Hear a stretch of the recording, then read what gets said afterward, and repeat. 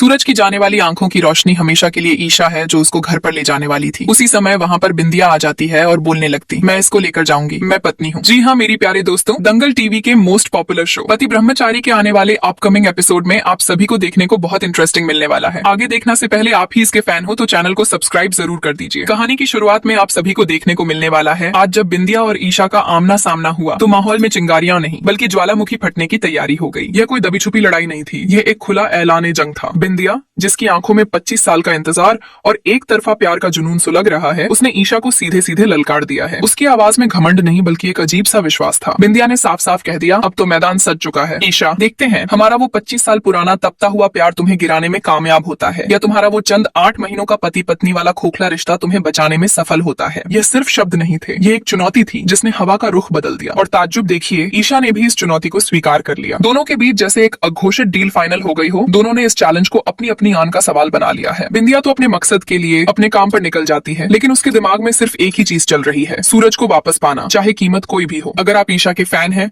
और चाहते हैं कि वो यह जंग जीते तो चैनल को सब्सक्राइब जरूर करें। लेकिन कहानी का असली तूफान तो अब शुरू होता है। बिंदिया के जाने के बाद ईशा का दिल बेचैन है। वो टूटकर सूरज के पास जाना चाहती है। वो तड़प रही है कि किसी तरह सूरज उसके दिल की बात को समझ ले, उसकी अनकही आवाज को सुन ले और इस मुश्किल घड़ी में उसका हाथ थामकर उसके साथ खड़ा रहे। वो सूरज को अपनी सच्चाई, अपनी बेबसी बताना चाहती है। लेकिन कहानी का सबसे बड़ा ट्विस्ट यही है, कहते हैं ना, बिंदिया की आंखें भले ही कमजोर हों लेकिन उसकी नजरें, उसका वो छठा सेंस किसी बात से कम नहीं है। वो मीलों दूर होकर भी सब कुछ महसूस कर लेती है। वो देख नहीं सकती पर वो ईशा और सूरज के बीच की हर हरकत, हर एहसास को सूंघ लेती है। और जैसे ही, बस उसी पल जब ईशा हिम्मत जुटाकर सूरज को अपने दिल का हाल बताने की कोशिश करती है, जैसे ही वो अपना पहला शब्द कहने वाली होती है, ठीक उसी वक्त बिंदिया का वो खतरनाक अंदाज सामने आता है। वो अपनी कमजोर नजरों और अपने गुस्से वाले तेवर का ऐसा इस्तेमाल करती है कि सूरज और ईशा के बीच एक न मिटने वाली दीवार खड़ी हो जाती है। वो उन्हें एक दूसरे से एक पल में दूर कर देती है। ईशा की इस मुश्किल घड़ी में अगर आप उसका साथ देना चाहते हैं तो जल्दी से चैनल को सब्सक्राइब करें। यह बात तो पक्की हो गई है कि बिंदिया का यह शक, यह जलन और यह पागलपन वाला रवैया अब आने वाले ट्रैक में एक बहुत बड़ा धमाका करने वाला है। यह उस तूफान से पहले की शांति है जो सब कुछ उड़ा ले जाएगी। अब यह देखना दिलचस्प होगा कि ईशा जितनी बार सूरज के करीब जाने की, अपनी बेगुनाही साबित करने की कोशिश करेगी, बिंदिया उतनी ही शिद्दत से, उतनी ही नफरत से उन्हें दूर करने की साजिश रचेगी। वो कोई ना कोई ऐसा खेल जरूर खेलेगी कि सूरज के दिल में ईशा के लिए नफरत भर जाए। और बस इसी वजह से आने वाले एपिसोड्स में दर्शकों को एक ऐसा जबरदस्त, ऐसा धमाकेदार क्लाइमैक्स ट्विस्ट देखने को मिलेगा